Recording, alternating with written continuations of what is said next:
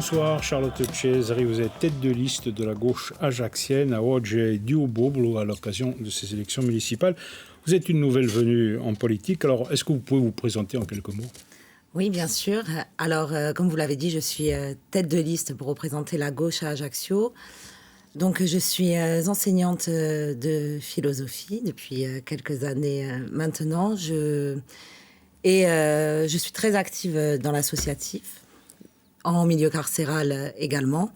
Donc, à la fois d'un point de vue culturel et d'un point de vue social. Et c'est pourquoi j'ai choisi de me lancer en politique. Alors, vous symbolisez le renouvellement de cette gauche, mais comment est-ce que vous êtes venu à la politique ? Qui est venu vous chercher parce que vous n'étiez engagé nulle part, vous n'avez aucune structure, dans aucun parti ?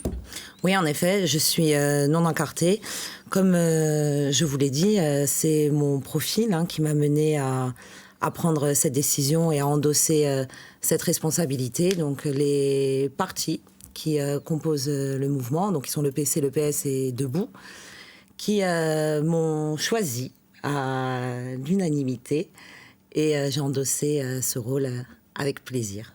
Alors les partis et les structures qui constituent votre liste, de qui est-ce que vous vous sentez le plus proche ? Parti communiste, le Parti socialiste, d'autres Vous savez, justement, l'intérêt que ce soit moi qui représente cette liste et le fait que je ne sois pas encartée, c'est bien pour une raison, c'est pour réussir à rassembler. L'idée n'est pas de représenter un parti plus qu'un autre. Et puis l'idée, c'est aussi de ne pas représenter seulement les intérêts de parti. Votre sensibilité, vous porterez vers où ? Plutôt les socialistes, les communistes Vous savez, ma sensibilité, moi je suis de gauche. J'ai des valeurs de gauche qui me nourrissent depuis toujours. Et je suis contente de pouvoir offrir à l'électorat ce que j'ai moi-même beaucoup attendu en tant qu'électrice, c'est-à-dire une gauche qui est unie et qui est capable de représenter toutes les sensibilités.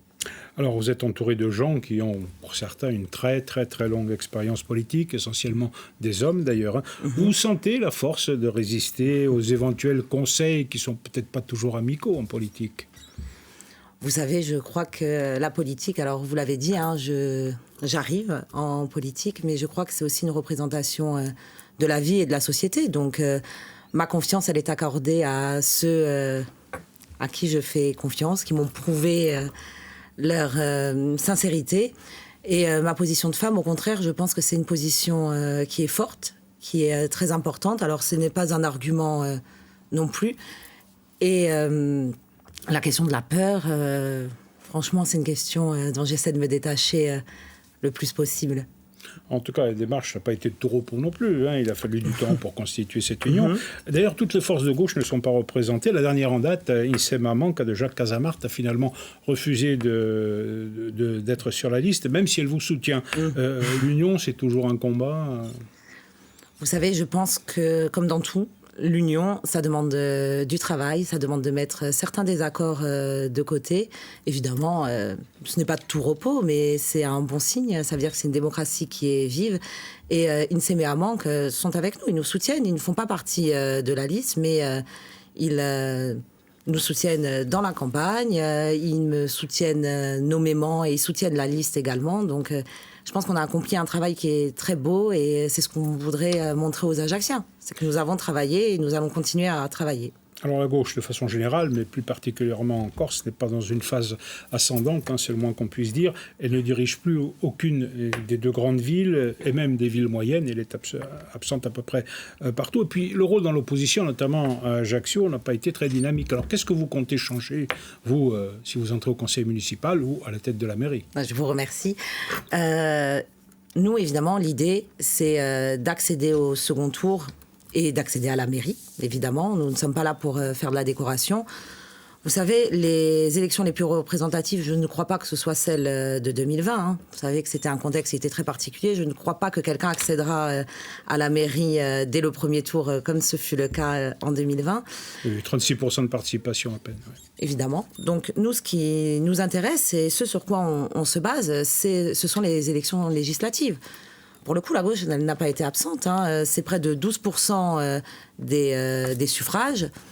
Donc, nous ne sommes pas dans un rôle de témoignage et nous sommes là pour rassembler le plus d'Ajacciens possible autour de notre candidature. Qu'est-ce que vous espérez être présent au deuxième tour pour l'instant ? Bien évidemment, mais je crois que nous serons présents au deuxième tour. Alors on évoque votre programme, alors vous mettez l'accent sur le logement et particulièrement le logement social. Alors quels sont les projets concrets que vous souhaitez réaliser assez rapidement ? Le logement est évidemment au cœur de notre programme et c'est notre priorité absolue, c'est celle des Ajacciens en premier lieu. L'idée, c'est que la municipalité reprenne la maîtrise du foncier. C'est par ce biais-là qu'on pourra lutter contre la spéculation, qu'on pourra faire en sorte que le logement ne soit plus une marchandise et qu'on pourra également encadrer les loyers.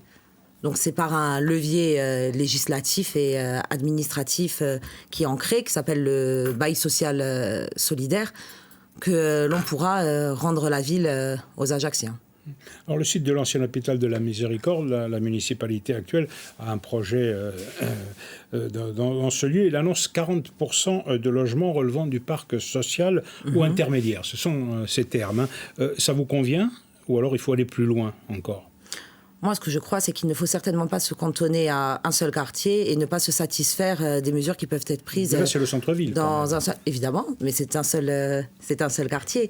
Vous savez, la ville, les logements sociaux, on n'atteint pas les 25% demandés par la loi dans le centre-ville et dans la périphérie. Notre rôle, c'est de remédier à ça. Nous sommes une ligne de gauche, le social et les Ajacciens sont au cœur de notre programme. Donc évidemment, on ne se contente pas, nous ne sommes pas là pour nous contenter, nous sommes là pour satisfaire aux besoins des Ajacciens. Alors vous affirmez aussi que la ville est trop exposée à la spéculation et au tourisme. Alors la spéculation, on comprend bien, mais le tourisme, vous le remettez en cause, ça veut dire quoi ? Une limitation de la fréquentation, la diminution du nombre de croisières Alors vous savez, je ne vais pas vous répondre d'un point de vue personnel à cette question. Moi, ce que je crois et ce qui est très important, c'est que la préoccupation principale de la municipalité, ça doit être ses habitants. Ce sont les habitants, les résidents et les actifs. Le tourisme, l'idée, ce n'est pas de faire d'Ajaccio une carte postale et de la rendre belle pour le tout venant. Je ne pense pas que ce sera de cette façon qu'on aura une municipalité et ça fait des rentrées financières. Ça fait des rentrées financières, en effet, mais je pense qu'il y a des rentrées financières qui sont bien plus intéressantes pour Ajaccio, qui sont bien plus pérennes et qui permettent également de ne pas détruire la ville et de ne pas laisser de côté ses habitants. Alors les locations saisonnières sont aussi dans votre collimateur, les fameux Airbnb. Alors la municipalité a pris l'an dernier des mesures de régulation, mais sans restriction véritable. Alors on peut la comprendre parce que finalement, on en revient aux rentrées financières. Les taxes afférentes, elles rapportent beaucoup d'argent, elles rapportent à l'État, elles rapportent à la mairie, puis elles rapportent aux loueurs, évidemment. Oui, mais vous ne pouvez pas vous passer de ça, si ? Je crois que vous abondez dans mon sens, monsieur Albertini. Parce que nous, ce que nous reprochons à la municipalité, c'est de gérer la ville comme une entreprise. Vous imaginez bien que notre idée n'est pas de faire des habitants des leviers pour gagner le plus d'argent possible au détriment de ces mêmes habitants. Ça n'est pas du tout notre idée. Nous, notre projet consiste à remettre au cœur de la ville l'Ajaccien. Donc évidemment, si on le prive de logement, il en est exclu. Airbnb, vous savez, il y a des lois maintenant, il y a beaucoup de choses qui sont possibles, il y a des mesures qui sont prises dans beaucoup de municipalités, en Corse y compris d'ailleurs. L'idée, ça serait de limiter les Airbnb aux 90 jours, au minimum. Aux 90 jours, exclusivement pour les résidences principales. Ça permettra de lutter contre les logements vacants, absolument, et de rendre disponibles des logements pour les Ajacciens. Vous ne créez pas de taxes supplémentaires sur les Airbnb ? Évidemment que nous créerons des taxes supplémentaires sur les Airbnb, mais surtout, l'idée, en fait, en s'attaquant aux Airbnb, ça permet surtout de s'attaquer aussi aux logements vacants. Ce qui nous intéresse, nous, c'est de faire des mesures incitatives afin d'inciter le propriétaire à louer aux Ajacciens, à louer à l'année, à un prix raisonnable. Et ceux qui ne loueront pas, évidemment, ils ne seront pas félicités par la municipalité, évidemment. Il y aurait des mesures de rétorsion à ce moment-là pour les inciter à louer ? Par exemple, nous, on parle beaucoup d'incitation fiscale. L'idée, vous savez, ce n'est pas de punir les Ajacciens, ce n'est pas de punir les propriétaires, ce n'est pas du tout notre idée. C'est l'inverse. Notre idée, c'est de faire de la cohésion sociale et de placer le collectif au-dessus des intérêts individuels et de placer le bien commun en premier lieu. Alors, on évoque le problème des transports en commun et plus généralement celui des mobilités à Ajaccio. Alors d'abord, oui. Alors, le conflit n'a pas été réglé. On ne connaît d'ailleurs pas les motifs de sa suspension. On n'a pas tellement entendu l'opposition et la gauche notamment sur ce sujet. Ça, c'est un problème à la fois social et aussi, évidemment, de mobilité pour les Ajacciens. Oui, écoutez, en ce qui concerne ce sujet, je crois qu'il s'agit quand même d'une entreprise qui doit régler les problèmes en interne. Moi, j'ai été particulièrement choquée par l'implication politique des syndicats. Je crois que, bon, on sait tous que ce ne sont pas les intérêts collectifs qui ont primé dans cette implication-ci. En ce qui nous concerne, nous, on veut toujours sortir du conflit par le social. C'est ce qui nous intéresse, c'est toujours sortir par le haut, par la discussion sociale. Alors tout le monde s'accorde à dire évidemment que les transports en commun fonctionnent mal à Ajaccio. Vous avez une solution pour qu'ils fonctionnent mieux? Parce que le privé, ça n'a pas marché, ils sont partis, Transdev, Veolia, et le public ne marche pas beaucoup plus, puisqu'aujourd'hui c'est la CAPA et la mairie d'Ajaccio. Écoutez, vous imaginez bien que je ne suis pas là pour critiquer le service public. C'est l'inverse exact. Nous, on est pour mettre plus de services publics pour qu'il soit le plus efficace et le plus sérieux possible. Le service public, vous savez, il a vocation à être au service de ses habitants. En ce qui concerne les transports en commun, nous souhaitons les développer, mais les développer de façon intelligente, de façon pérenne. Ce ne sont pas des mesures de séduction, ce sont des mesures qui sont nécessaires. L'intérêt premier que je vois dans les transports en commun, c'est évidemment de désengorger la ville, dont on connaît chacun les problèmes, les problèmes posés par la circulation, excusez-moi. L'idée, c'est de se sortir de ce problème-ci par les mobilités douces, par les transports en commun et par la limitation de l'accès à la ville. C'est-à-dire que l'idée, qu'est-ce que ça serait? Ça serait que la ville, le stationnement, l'entrée de la ville, tout ça se soit réservé aux habitants et aux actifs. Et se servir de l'entrée de la ville comme un pôle d'où partirait l'ensemble des mobilités douces, où il y aurait un parking, afin de fluidifier la circulation et de faciliter aussi la vie des Ajacciens. Ça se fait ailleurs, je ne sais pas pourquoi ça ne pourrait pas se faire chez nous. Et le téléporté dans cet ensemble Téléporté, vous savez, maintenant, il est là. Évidemment, si nous avions été aux responsabilités...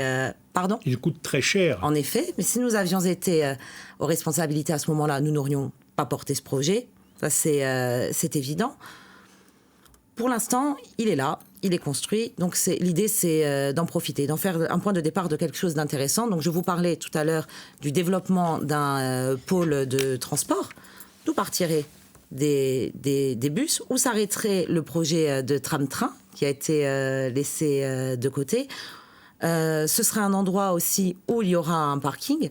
Tout ça permettrait de l'inclure dans un ensemble intelligent et raisonnable. Alors dans le même ordre d'idée, il y a le stationnement et la circulation. Le projet de parking Place Camping, ça a été abandonné à l'époque. Est-ce qu'il faut en construire d'autres et à quel endroit ?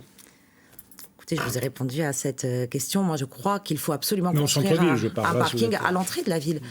Vous savez, je vais faire une analogie qui est peut-être peu satisfaisante pour beaucoup, mais je pense que créer des places de stationnement, c'est comme créer des places de prison. Inlassablement, nous les remplirons. L'idée, c'est que les places de stationnement soient utiles. Le stationnement en ville, pour les actifs et pour les résidents, me semble être la solution la plus intelligente, la plus intelligible aussi, ce qui permet de sortir d'un trafic qui est absolument étouffant.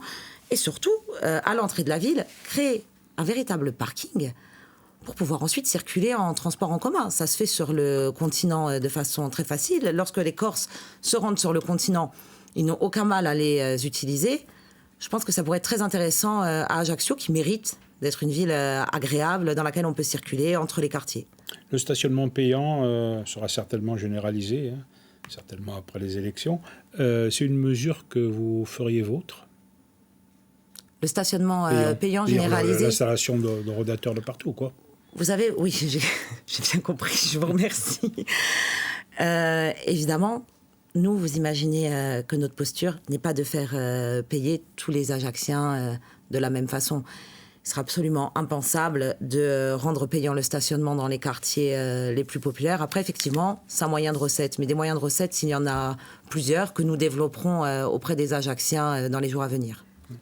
Alors on parle de culture, c'est un sujet qui vous intéresse particulièrement. Alors il y a eu quand même quelques réalisations en la matière, qu'elles soient publiques ou privées ces dernières années, le conservatoire, la rénovation de l'Empire. Qu'est-ce qui manque selon vous à Ajaccio et que vous réaliseriez en cas d'élection ? Vous savez, ce qui manque à Ajaccio véritablement en termes de culture, c'est une culture qui n'est pas centralisée. C'est ça qui manque à Ajaccio et ce qui n'a pas été réalisé. Donc vous savez que les médiathèques ont été développées sous les mandatures de M. Simon Renouc. L'idée, c'est de créer des pôles culturels dans l'ensemble des quartiers de la ville, afin qu'il y ait des mouvements aussi infra-quartiers, je dirais, et interquartiers. Ce n'est pas que les choses soient faites pour une partie de la population et pas pour une autre, de faire du tri entre les habitants, ça ne nous intéresse absolument pas, c'est absolument injuste. Et surtout, ça n'a absolument aucune efficacité. Rendre la culture accessible, c'est important en termes de cohésion sociale. C'est extrêmement important. Et c'est important en termes de mixité sociale. Et c'est ainsi que nous agirons. Et la citadelle. Alors, c'est le grand débat, tourisme, culture, les deux. Quelle est votre position et quelles sont vos propositions par rapport à l'aménagement de la citadelle de Alors, je crois que vous avez compris quelle était ma posture en ce qui concerne le tourisme. Donc, évidemment, l'idée de construire un hôtel 5 étoiles, qui plus est en plein centre-ville et à la citadelle, me semble être une hérésie, très simplement. Nous, ce que nous voulons, donc vous avez dit tout à l'heure, notre nom, le nom de notre alliance, c'est Aoce di Popolo. L'idée, c'est de redonner la parole au peuple, d'aller vers davantage de démocratie participative et de démocratie directe. Moi, ce que j'aimerais, c'est que, à présent, la citadelle, elle est ouverte. Ce n'est plus un endroit fermé, réservé aux militaires. C'est un endroit qui est fait pour les Ajacciens. Donc, j'interrogerai les Ajacciens. Mais qu'est-ce qu'on y met ? Vous n'avez pas une idée, un musée C'est les Ajacciens qui décideront. Quel projet souhaitent-ils voir naître à la citadelle? Paul-Antoine Lougian, à une époque, avait évoqué la création d'un musée napoléonien. C'est une idée qui vous paraît toujours d'actualité? C'est une idée qui peut être d'actualité, évidemment. Ça fait partie du patrimoine ajaccien. Mais moi, je tiens vraiment à... Le message que je souhaite faire passer, c'est que nous ne sommes pas là pour discuter, pour décider à la place du peuple. On veut discuter avec le peuple. Donc la question lui sera posée une consultation. Une consultation. Nous, ce qui nous intéresse, c'est la démocratie directe. Mais alors, pour tous les projets que vous avez, il faut de l'argent. Et la ville, on ne peut pas dire qu'elle en ait beaucoup, comme toutes les collectivités d'ailleurs. Les dotations de l'État fondent comme neige au soleil. Et puis la dette est importante, autour de 86 millions d'euros. Comment vous faites pour recréer de la trésorerie ? Vous savez, nous avons des économistes de l'Université de Corse qui travaillent en ce moment pour chiffrer notre programme, pour répondre à ces questions-ci. Et nous avons décidé de donner la primeur aux Ajacciens pour leur expliquer comment seront financés nos projets. Justement, je pense que vous avez quelques idées. Vous augmentez les impôts, vous... diminuer les emplois publics, il y en a beaucoup entre la mairie et la CAPA. Alors vous imaginez bien que évidemment le taux de fonctionnement il est très élevé pour la ville d'Ajaccio. Notre idée c'est certainement pas de dire que nous ne remplacerons pas les individus une fois qu'ils seront partis à la retraite. On a besoin de force humaine, mais on a besoin de retravailler la structuration de l'emploi. Cette pyramide de l'emploi elle doit être retravaillée pour que chaque employé et un rôle dans la mairie. Nous avons beaucoup de projets, il y a beaucoup de travail aussi. Une restructuration, pas le non-remplacement de départ à la retraite. Certainement pas. Il n'est pas question de non-remplacement, il n'est pas question de robotisation des emplois. Nous sommes absolument contre et nous sommes pour l'humain, vous imaginez bien. Et les impôts, alors je sais bien qu'en période électorale, c'est pas trop une mesure populaire. Vous les augmentez, les impôts ? Je vous ai expliqué assez simplement qu'il y aura des mesures d'incitation fiscale, qu'il y aura des décisions fermes qui seront prises pour ceux qui ne jouent pas le jeu, qui empêchent l'Ajaccien d'accéder au logement. Donc dans ce cadre-ci, il y aura effectivement des mesures qui seront prises. Et nous sommes très honnêtes sur le sujet. L'augmentation de la taxe foncière également. Vous savez bien que la taxe foncière, elle ne se fait pas selon le revenu ou selon l'attitude des uns et des autres. Donc évidemment non. Alors, il nous reste à peu près une minute, un peu plus, 2 minutes d'émission. On termine avec la question des alliances. On revient à la politique. La gauche, comme d'autres forces politiques d'ailleurs, ne peut pas gagner seule. Alors, dans quelles circonstances et à quelles conditions et avec qui vous êtes prête à envisager un rapprochement ? Vous savez, là, la question du rapprochement, elle ne se pose pas. Là, le sujet, c'est le premier tour. Nous comptons être au second tour. Nous comptons entrer au conseil municipal, au pire, et au mieux, accéder à la mairie. C'est notre objectif. Nous ne sommes pas là pour faire gagner ou faire perdre. Oui, vous pouvez vous allier, parce que seul, ça va être difficile d'y arriver. Je ne partage pas votre pessimisme. On sait que la gauche peut emporter la mairie seule. Je pense qu'il est tout à fait possible que nous fassions un score qui est très honorable, que nous allons accéder au second tour, et il n'y a aucune raison que nous nous positionnons contre les autres, et que nous ne sommes pas là pour faire du témoignage. Je vous l'ai dit en tout début d'interview. Alors, il y a le Rassemblement national qui, une fois encore, pourrait créer la surprise.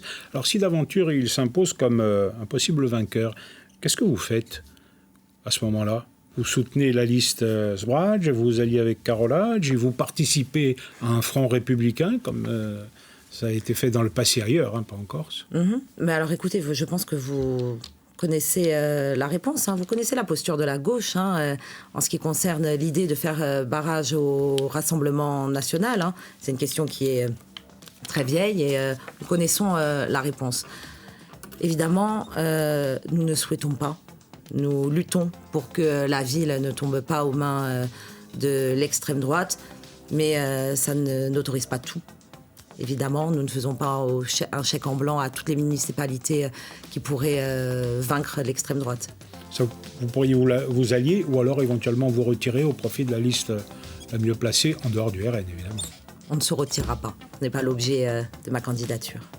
Alors, une dernière question, ce sera la dernière. Quand est-ce que vous présentez vos colistiers ? Très rapidement. Dans les semaines à venir, ça arrivera très vite. Vous en serez informés. Eh bien, Charlotte Cesari, je vous remercie. Je vous remercie.